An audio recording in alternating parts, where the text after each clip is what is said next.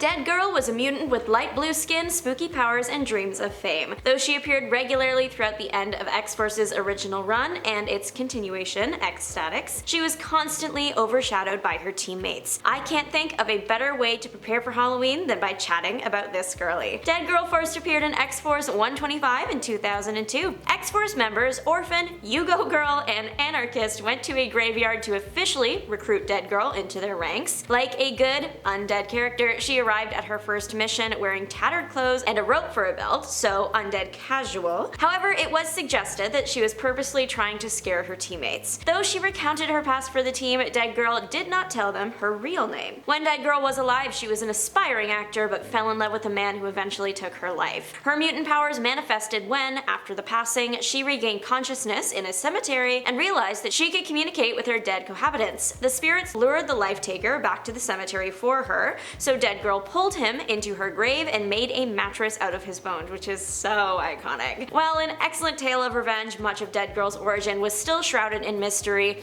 Though she was accepted into X-Force, not even Dead Girl knew the full extent of her powers. She found out quickly, however, that when her body was blown to bits, she could slowly and grossly reform. Dead Girl could also control her dismembered limbs as she choked an enemy with a detached arm. This mutant was creepy and gross and awesome. It was if she came directly from a horror movie into a comic book. The New Mutants had one of the wackiest adventures in superhero history, even by X-Men standards, and the core of those stories from the beginning was Dani Moonstar. Known as the mutant Mirage, Dani's powers started out simple enough, if a little mystical and ill-defined, but over the course of her history they would develop, change completely, be lost altogether, and join new powers that had nothing to do with her being a mutant. Starting out as an orphaned girl living on a reservation with her grandfather, Dani experienced precognitive visions of the future and a psychic connection to the animals around her, but her primary power proved to be the ability to craft illusions embodying the fears of those around her that seemed terrifyingly real. While her psychic connection with animals came in handy alongside her teammate Wolfsbane, who could assume a lupine form,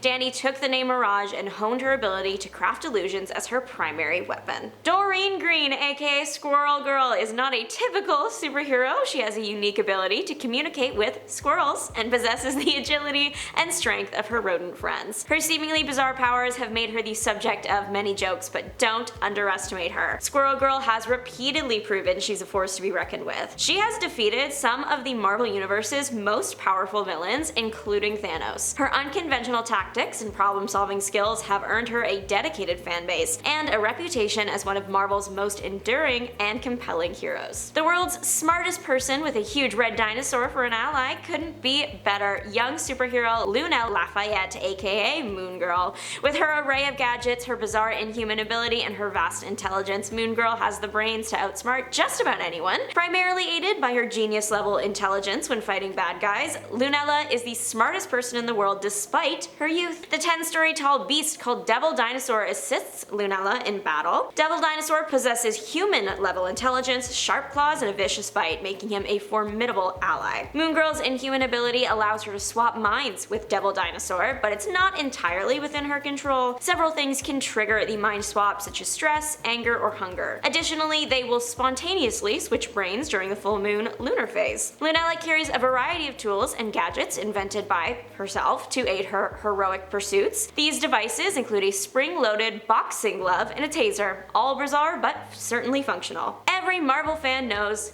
the Avengers, but aside from that main team though, there are several other superhero teams that use the word Avengers, and not all of them are so great. The Great Lakes Avengers especially are a team focused primarily on outsiders and D-list heroes. Big Bertha is one of the most controversial members of this team. In her civilian life, she's a model, Ashley Crawford, but when she wants to, or has to, she can transform into a very obese woman, which didn't sit well with some readers, especially because other characters often make fun of Big Bertha because of her appearance. The good news here is that Big Bertha is incredibly strong and can easily squish a lot of her opponents, and since she looks different in her civilian life, her superhero identity is a well-protected secret. Unlike other superheroes who out themselves to the public and then severely regret it later, such as Spider-Man during the Civil War storyline, still there are a lot of Marvel heroes who are super strong without the need to transform in such a way, which makes Ashley's power one of the strangest ones. Spring Heel Jack, also known as just Jack, possesses the extraordinary ability to leap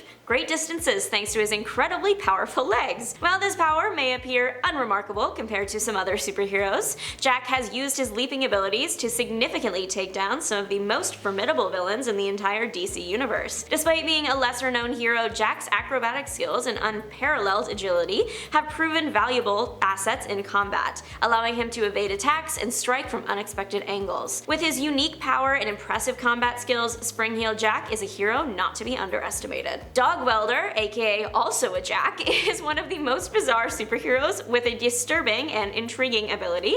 As the name suggests, his power involves welding dead dogs to people's faces, which is not for the faint of heart. Despite the grotesque nature of his power, Dog Welder has used it effectively to take down criminals and other villains, making him a valuable asset to his team. While his methods may seem extreme, his dedication to justice cannot be denied, and he is a reminder that even the weirdest powers can be used for good. Johnny D has my least favorite mutation that I've ever seen, and also the strangest mutation I've ever seen, a sentient maw attached to him. It's right in the middle of his chest, and Johnny has named it the Freak. The Freak produces voodoo dolls. To get a doll, Johnny must feed the maw a DNA sample, like hair. The maw will spit out the doll, and Johnny will get full, absolute control over that person. Now, I'm sure that getting people's DNA is probably really annoying, but once you have it and you have the doll, there is nothing Johnny can't do. As it stands, there isn't anyone that he can't control if he has their doll. There is a theory that Johnny is not the mutant, but that the maw is the mutant, and that it's just attached to a normal Johnny. The Freak does have its own brain, so it's a very real possibility, but they're literally attached, so Johnny, mutant or not, you might as well be.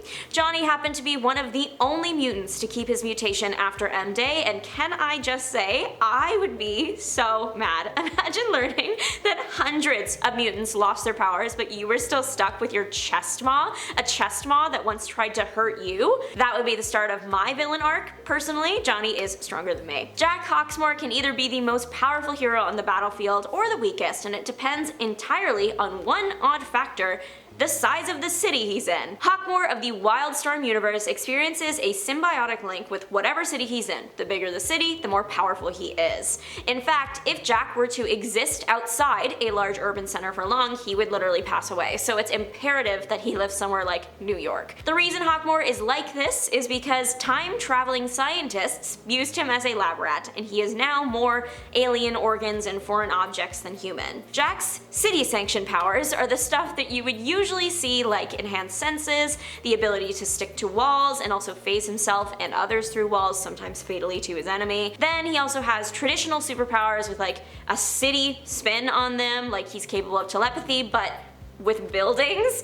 He can also go up to a window or a mirror and see everything it has seen, almost like it's a personal security camera. He also uses windows and mirrors as a form of teleportation, stepping into one and out another. One time in Jenny Sparks' The Secret History of the Authority, Jack literally turned the entire city of Tokyo into a giant battlesuit to fight Kansas City, which also gained sentience for some reason. A final fun bit about Jack's powers is whatever city he's in, he speaks every language spoken in that city, and that is pretty powerful in itself.